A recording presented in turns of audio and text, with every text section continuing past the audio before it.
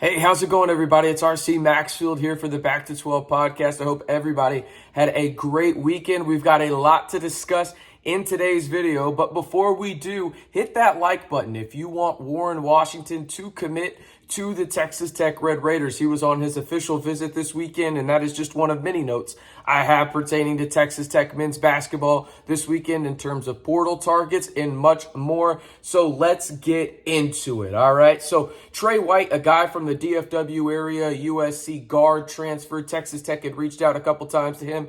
He committed to Louisville over the weekend. He had showed some interest, did Texas Tech, and so did White, but in the end, he ends up in the ACC to go play for Payne up at the KFC Center. By the way, that is a great name for an arena. I'm just saying. All right, next up, late last week, I think I mentioned it a little bit in last week's last video, but we've also got some news in terms of two guys that Texas Tech was going after heavily in the portal, and instead they will go to a Big 12 rival in the Texas Longhorns. I am talking about Kendall Weaver, the UTA guard transfer who shot 40% from three as a true freshman. He will make the trek down to Austin, and so will UTEP forward transfer Rick Onyama, both committed in a span of about an hour on Thursday night leading into Friday morning.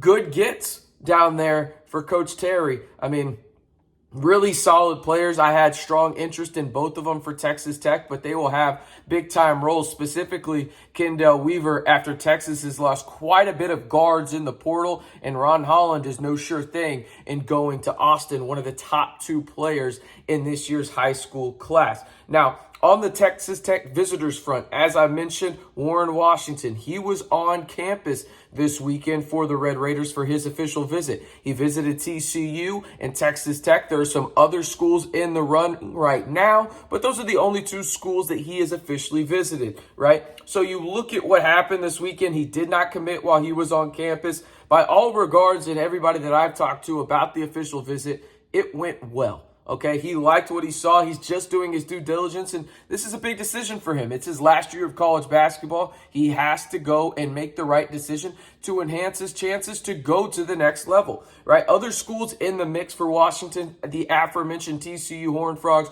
who he did visit early last week. He visited Texas Tech this past weekend. Other schools in the mix include Arkansas, Oklahoma State, Memphis, and Michigan. The team that I would look out for in terms of not TCU and Texas Tech, who I do think are at the forefront right now, is Michigan. They need a center. They lost Hunter Dickinson to Kansas. They need a guy to potentially come in there and give them solid big minutes to the Wolverines. But when it comes down to it, it feels like as of right now today, I'm recording this on Monday morning on May 8th, it feels like it's going to come down to Texas Tech or TCU for Warren Washington. And we all know this, and I want to preface it, not trying to find it out or anything, but hey, it's modern college basketball. Things change quickly with NIL. We all know that. As for the other visitor for Texas Tech this past weekend, there technically wasn't one, but it looks like we'll have one early this week, and that will be San Diego State forward transfer KeShad Johnson, a starter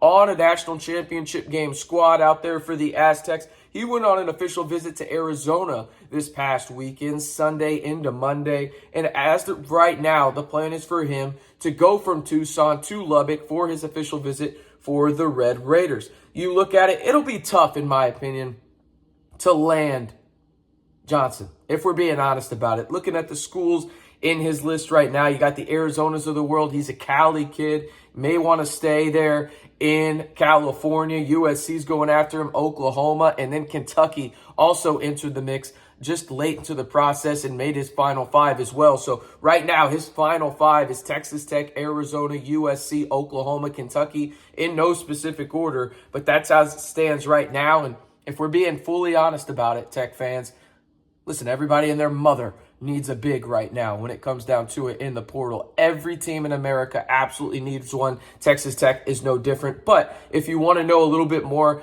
about Johnson in his game, I have a link that'll pop up right above me right now.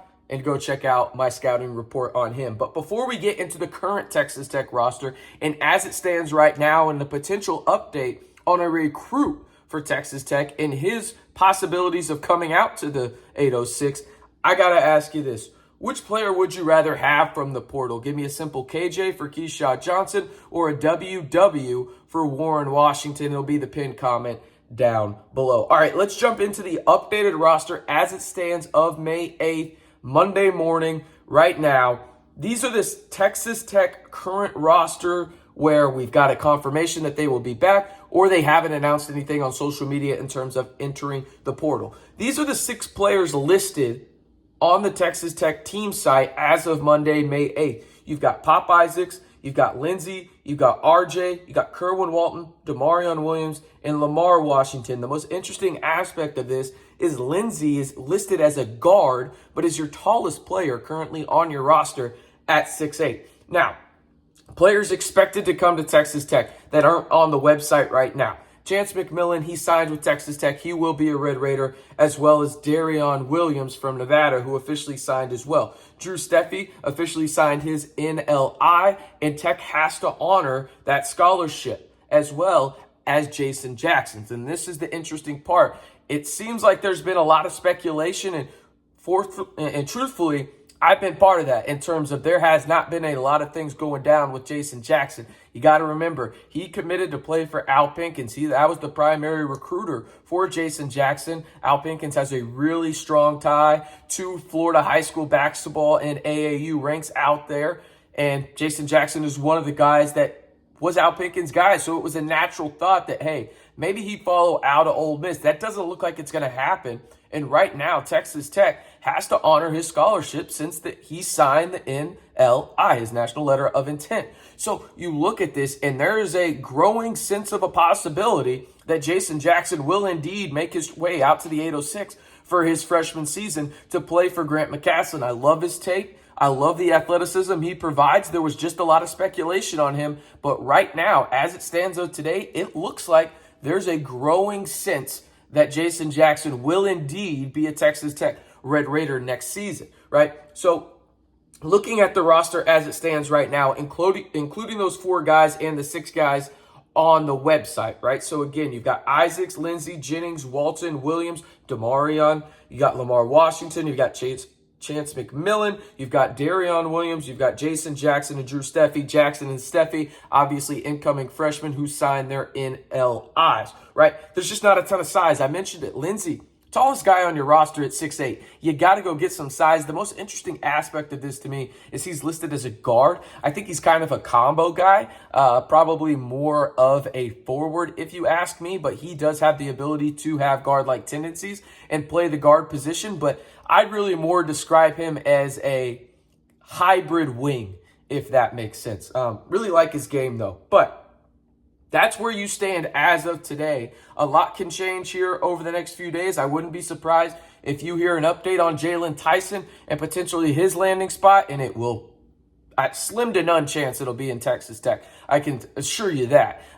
Names to know, schools to watch: Oklahoma, Kansas, Cal. Those are kind of the names that I'm hearing on the Jalen Tyson front. So you could be hearing that potential update here pretty soon when it comes to the former Texas Tech Red Raider. But again, Texas Tech needs size, and one of the most important dates of the calendar year for college basketball happens this Thursday, May 11th. That is when the portal officially closes. Now, you can commit to a school afterwards, but guys have to have their name in the portal by the end of the day, according to the NCAA, which I believe is 4 p.m. Eastern time, right? You have to have your name in the portal by that time on May 11th to retain eligibility and the chance to play next year at a new school. All right, that's going to do it. Again, one more time. Which player would you rather see Texas Tech land in the portal that are set for official visits or already have been on one? In Warren Washington or KJ in terms